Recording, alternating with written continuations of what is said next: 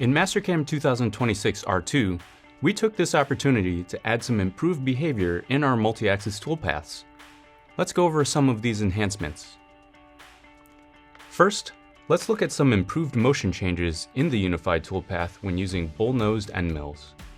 Sometimes, a bull-nosed end mill can be utilized in a unified toolpath to take advantage of some of the tool's geometry to reach more area than a ball end mill.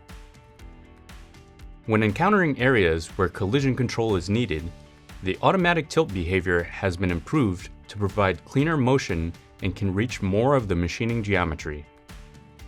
Next, we have made some changes to the 4-axis Swarf milling and rotary advanced toolpaths to more accurately synchronize the tool to the machining geometry without gouging or leaving extra material. Let's compare previous results to the improved results using stock compare.